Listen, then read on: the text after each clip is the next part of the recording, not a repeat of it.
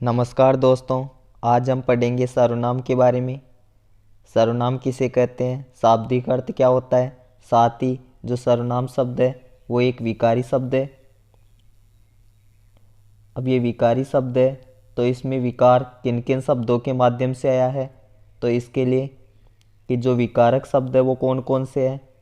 सबसे पहले है वचन और दूसरा है कारक। कि जो सर्वनाम शब्द है उसमें वचन और कारक के माध्यम से विकार उत्पन्न होता है। कैसे होता है, जैसे वचन उत्तम पुरुष में मैं का एक वचन के लिए प्रयोग किया जाता है और बहुवचन के रूप में हम शब्द का प्रयोग किया जाता है। इसी प्रकार यह और बहुवचन के रूप में ये, वह और वे। इस प्रकार से जो सर्वनाम शब्द है उसमें वचन के माध्यम से परिवर्तन आता है। कारक में जैसे उसका, उसने, उसके लिए। तो इस प्रकार से जो सर्वनाम शब्द है उसमें कारक के कारण भी परिवर्तन आता है, क्योंकि विकारी शब्दों में परिवर्तन आता है। लिंग, वचन, काल, कारक आदि के माध्यम से परिवर्तन आता है। तो यहाँ पर जो सर्वनाम है उसमें वचन और कारक के माध्यम से परिवर्तन आ रहा है। आगे है कि जो सर्वनाम शब्द है वो दो शब्दों के योग से मिलकर बना है, सर्वधन नाम। पिछले वीडियो में हमने नाम की चर्चा की कि जो नाम क्या होते हैं, वो संज्ञा शब्द होते हैं। सर्वनाम का शाब्दिक अर्थ होता है सबका नाम, कि सबके नाम की जगह कि जो संज्ञा शब्द है वो सभी का नाम है।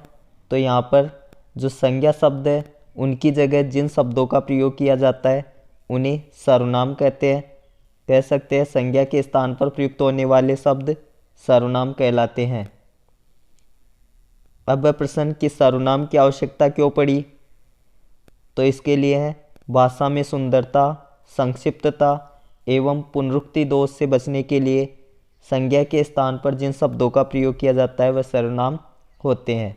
तो यहाँ पर तीन चीज़ें निकल कर के आती है। सुंदरता, सर्वनामों के प्रयोग से वाक्य सुंदर दिखाई देता है, संक्षिप्त होता है और पुनरुक्ति दोष से बचा जा सकता है। कैसे, एक उदाहरण है उसके माध्यम से हम समझ सकते हैं, और साथ ही इससे वाक्य सहज और सरल हो जाता है। जैसे सीता आज साला नहीं आई क्योंकि सीता बीमार है। फिर आगे भी हम कह सकते हैं सीता कल जयपुर जाएगी, सीता चाय बनाती है, सीता रोटी बनाती है। तो बार बार सीता शब्द का प्रयोग हो रहा है, तो यहाँ पर पुनरुक्ति दोष आ जाता है। साथ ही जो वाक्य हैं वो अस्पष्ट दिखाई देता है। तो यहाँ पर हम ये कह सकते हैं कि सीता आज साला नहीं आई क्योंकि वह बीमार है। तो यहाँ पर जो वह शब्द का प्रयोग किया गया है वो सीता जो संज्ञा शब्द है उसकी जगह पर किया गया है। इससे वाक्य संक्षिप्त भी है, सहज और सरल भी दिखाई देता है। साथ ही बार बार जो पुनरुक्ति हो रही है उस दोष से भी बचा जा सकता है। अगला क्वेश्चन है कि हिंदी के जो मूल सर्वनाम है वो कितने हैं। तो यहाँ पर मूल सर्वनामों की संख्या 11 है। कौन कौन से हैं, मैं, तू, आप, यह, वह, जो, सो, कौन, क्या, कोई और कुछ। इन मूल सर्वनामों के कारण ही जो सर्वनाम है उसके कुल 6 भेद है। कौन कौन से हैं, जो आप देख सकते हो, पुरुषवाचक सर्वनाम, निश्चयवाचक सर्वनाम, अनिश्चयवाचक सर्वनाम, संबंधवाचक सर्वनाम, प्रश्नवाचक सर्वनाम, निजवाचक सर्वनाम। इन सभी सर्वनामों को हम पूरी डिटेल से पढ़ेंगे। साथ ही सभी के विषय में जानेंगे कि पुरुषवाचक सर्वनाम से लेकर निजवाचक सर्वनाम के भेद हम आसानी से कैसे समझ सकते हैं, जिसके बारे में इस वीडियो में पूरा आपको समझाया जाएगा। पहले हैं कि जो पुरुषवाचक सर्वनाम है, जिन सर्वनामों का प्रयोग कहने वाले, सुनने वाले और जिसके विषय में कहा जाए के स्थान पर किया जाता है, उन्हें पुरुषवाचक सर्वनाम कहते हैं। तो कहने वाले, सुनने वाले और जिसके विषय में कहा गया, तो इस हिसाब से पहला पुरुष ये होता है जो कहता है, दूसरा होता है जो सुनता है और तीसरा होता है जिसके विषय में चर्चा की गई है। तो यहाँ पर 3 पुरुष है। तो कहने वाले के लिए हम उत्तम पुरुष का प्रयोग करते हैं, सुनने वाले के लिए मध्यम पुरुष का और जिसके विषय में कहा गया है उसके लिए अन्य पुरुष का प्रयोग किया जाता है। यहाँ पर उदाहरण देख सकते हो आप। मैं अपने घर पर रहता हूँ, तुम भी अपने घर जाओ, वह अपने घर जा रहा है, वे सभी अपने घर जा रहे हैं। तो मैं स्वयं के लिए प्रयोग कर रहा हूँ, तो यहाँ पर उत्तम पुरुष खुद के लिए होता है वो प्रयोग जो उत्तम पुरुष होता है। जिस सामने वाले के लिए तुम भी अपने घर जाओ, तो यहाँ पर मध्यम पुरुष। और ये दोनों जिसके विषय में चर्चा कर रहे हैं वह अपने घर जा रहा है, वे सभी अपने घर जा रहे हैं, तो जिसके विषय में चर्चा की जा रही है उसे कहते हैं अन्य पुरुष।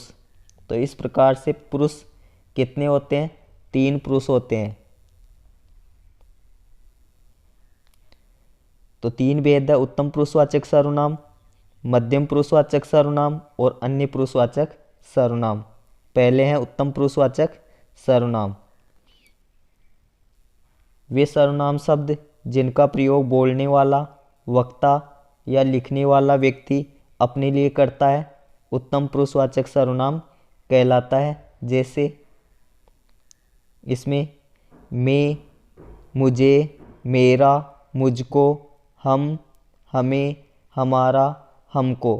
तो यहाँ पर मैं, मुझे, मेरा, मुझको, हम, हमें, हमारा, हमको, तो ये सर्वनाम एकवचन के लिए प्रयुक्त होते हैं और यह बहुवचन के लिए प्रयुक्त होते हैं।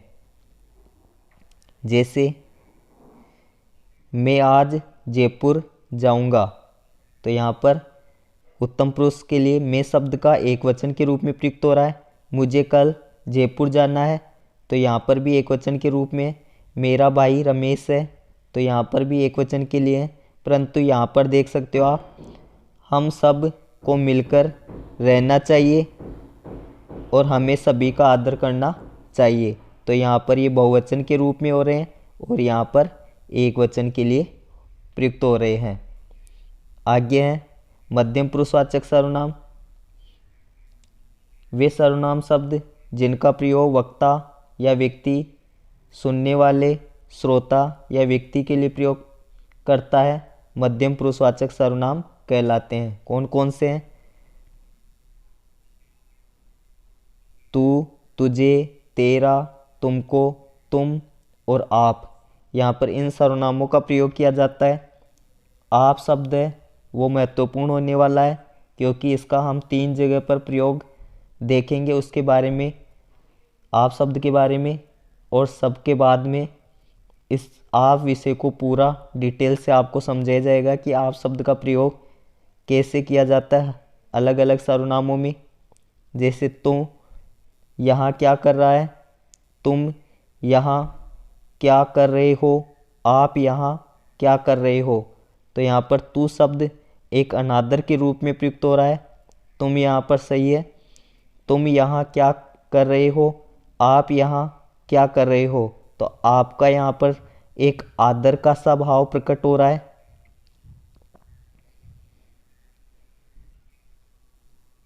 तीसरा है अन्य पुरुषवाचक सर्वनाम। वे सर्वनाम शब्द जिनका प्रयोग बोलने वाला, उत्तम पुरुष और सुनने वाला, मध्यम पुरुष किसी अन्य व्यक्ति के लिए प्रयोग करते हैं, अन्य पुरुषवाचक सर्वनाम कहलाता है। जैसे ये एक व्यक्ति है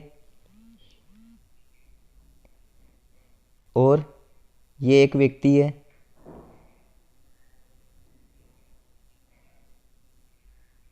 तो ये दोनों, जैसे ये उत्तम पुरुष है और ये मध्यम पुरुष है, ये तीसरा जो व्यक्ति है इसके विषय में जो चर्चा करते हैं,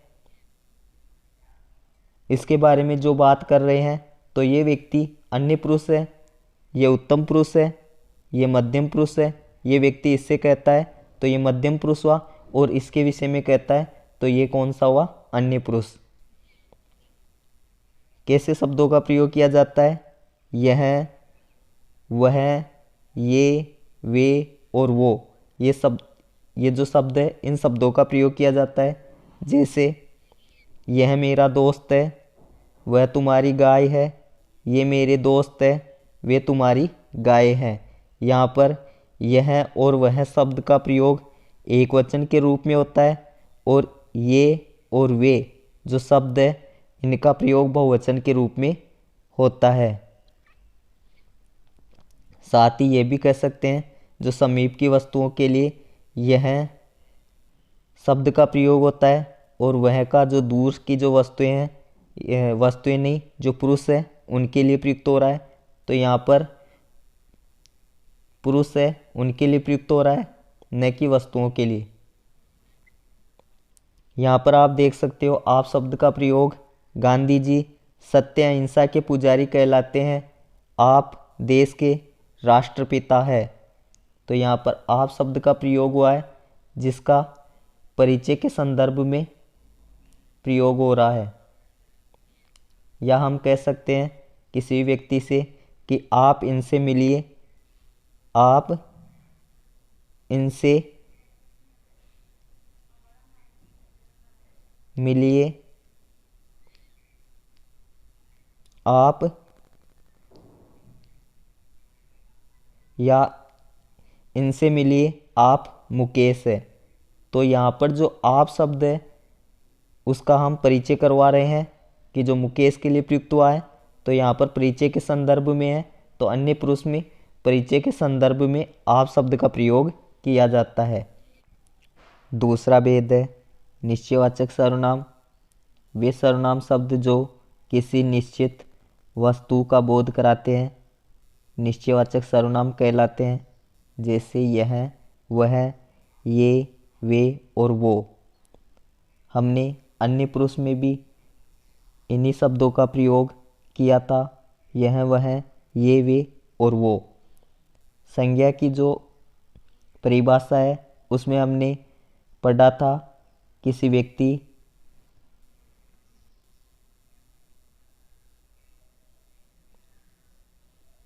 वस्तु और स्थान, ये तीन शब्द हमने पढ़े थे। इनका जो बोध कराया जाता है वो होती है संज्ञा।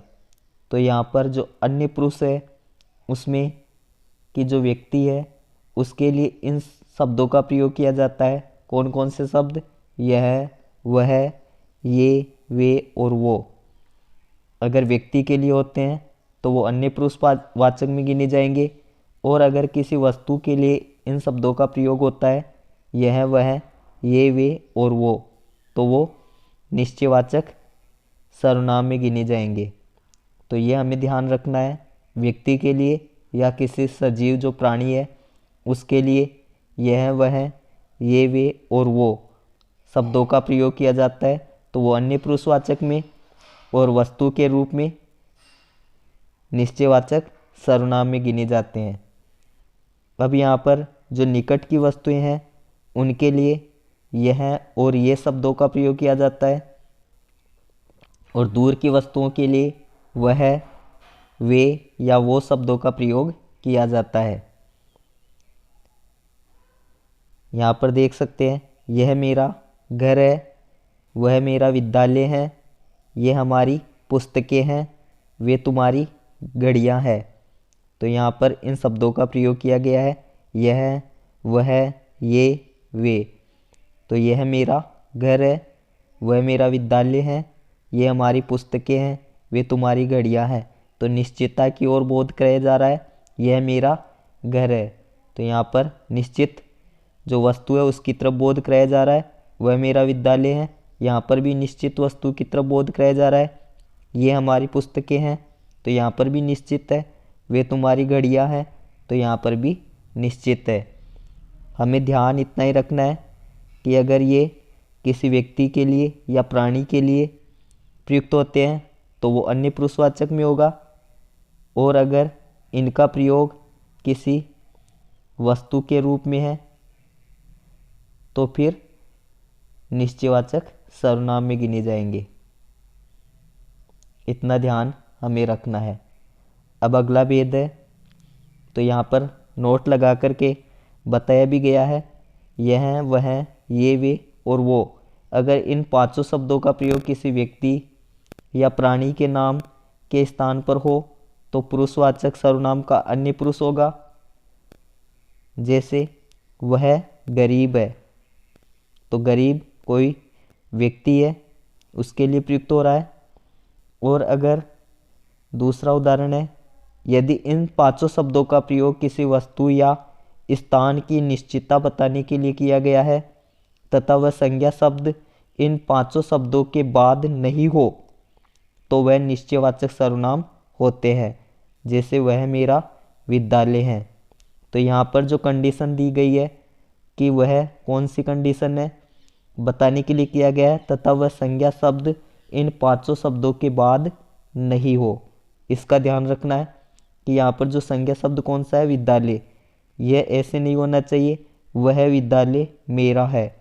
अगर ऐसा आ जाएगा तो वह संकेतवाचक या जो सार्वनामिक जो विशेषण है उस श्रेणी में इसकी गणना की जाएगी। इसके लिए भी नोट लगा करके बताया गया। तीसरा, यदि इन पांचों शब्दों के बाद संज्ञा शब्द आ जाता है तो ये पांचों शब्द उस संज्ञा शब्द की तरफ संकेत करने लग जाते हैं। ऐसी स्थिति में वहाँ सार्वनामिक विशेषण या संकेतवाचक विशेषण होता है। जैसे वह विद्यालय मेरा है, तो यहाँ पर वह विद्यालय कि ये जो विद्यालय है इस विद्यालय की तरफ संकेत किया जा रहा है कि जो विद्यालय है वो मेरा है। और यहाँ पर अगर इस प्रकार से आता कि वह मेरा विद्यालय है तो यहाँ पर निश्चयवाचक सर्वनाम में गिना जाता।